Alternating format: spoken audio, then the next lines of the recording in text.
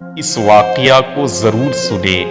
ایک رات سلطان نورالدین زنگی رحمۃ اللہ علیہ عشاء کی نماز پڑھ کر سوئے کہ اچانک اٹھ بیٹھے اور نم آنکھوں سے فرمایا، میرے ہوتے ہوئے میرے آقا دو عالم صلی اللہ علیہ وسلم کو کون ستا رہا ہے؟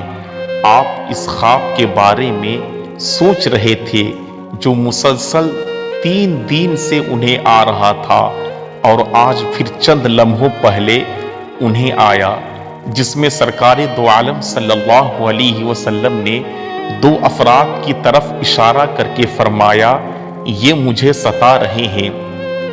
اب سلطان کو قرار کہاں تھا؟ انہوں نے چند ساتھی اور چند سپاہی لے کر دمشق سے مدینہ جانے کا ارادہ فرمایا۔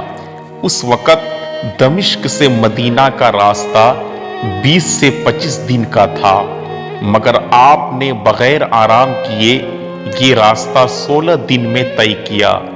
مدینہ پہنچ کر آپ نے مدینہ آنے اور جانے کے تمام راستے بند کروائے اور تمام خاص و عام کو اپنے ساتھ کھانے پر بلایا۔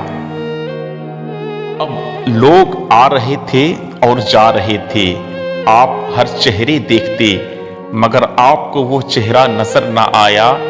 اب سلطان کو فکر لاحق ہوئی اور آپ نے مدینے کے حاکم سے فرمایا، کیا کوئی ایسا ہے جو اس دعوت میں شریک نہیں؟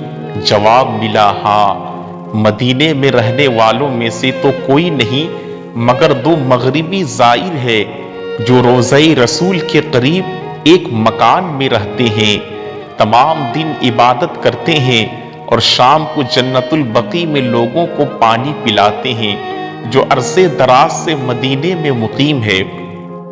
سلطان نے ان سے ملنے کی خواہش ظاہر کی۔ دونوں زائر بظاہر بہت عبادت گزار لگتے تھے۔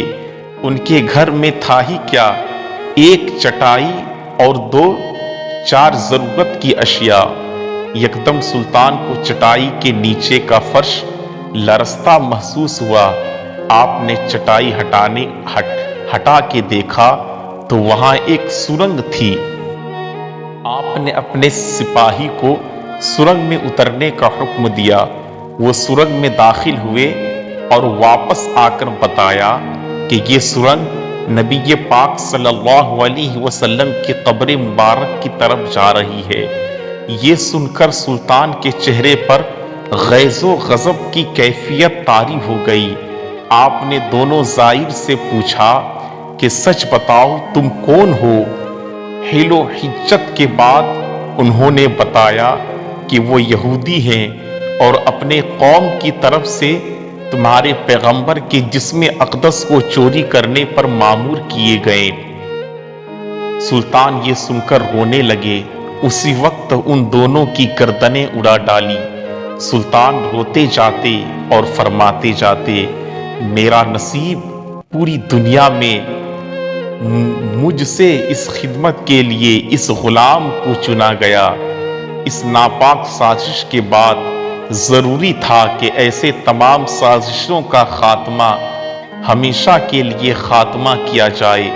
سلطان نے معمار بلائے اور قبر اقدس کے چاروں طرف خندق کھودنے کا حکم دیا، یہاں تک کہ پانی نکل آئے۔ سلطان کے حکم سے اس خندق میں پگھلا ہوا سیسا بھر دیا گیا۔ باز کے نزدیک سلطان کو سرنگ میں داخل ہو کر قبر انور پر حاضر ہو کر قدمین شریفین کو چومنے کی سعادت بھی حاصل ہوئی۔ سبحان اللہ۔